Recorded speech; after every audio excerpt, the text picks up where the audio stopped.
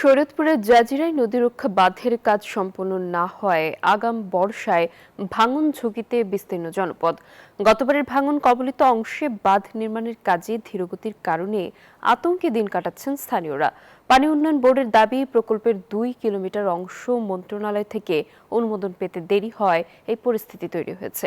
বিধান মজুমদার অনির পাঠানো তথ্য ছবিতে ডেস্ক রিপোর্ট। পদ্মার পাড়ের বাসিন্দা আব্দুল মান্নান। পদ্মার ভাঙন যেন জীবনের নিয়তি হয়ে দাঁড়িয়েছে তার।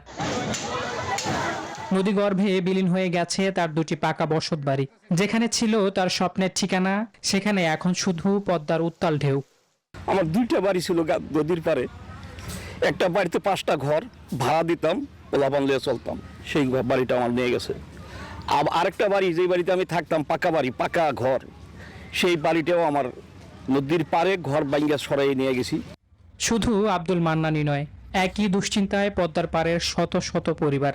গত বছরের ভয়াবহ নদী ভাঙনের ক্ষত এখনো শুকায়নি। স্থানীয়দের অভিযোগ, ভাঙন কবলিত অধিকাংশ এলাকায় এখনো টেকসই ও স্থায়ী বাঁধ নির্মাণের কাঙ্ক্ষিত কাজ শুরু করতে পারেনি পাওবো।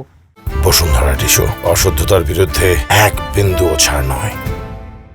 গতবার যা ভাঙছে তো অনেক ভয়াবহ ক্ষয়ক্ষতি হয়েছে আমাকে, ঠিক আছে। এই যে আমাকে ঘর বাড়ি নয় মনে করেন যে আমরা সরাই রাখছি। এই পর্যন্ত আমরা অনেকে 2-3 ভাঙ্গা দিয়া এখানে আসছি, এখনো কাজ ওরকম ভাবে হচ্ছে না এবং কি টিকসই কাজ হচ্ছে না। আমরা পদ্মার পাড়ে মানুষ এখন আতঙ্কিত আছি এবং আমরা এই সরকারের কাছে অতি দ্রুত কাজের গতি আরো বাড়ানোর জন্য জোরালো অনুরোধ জানাচ্ছি এবং দাবি করছি।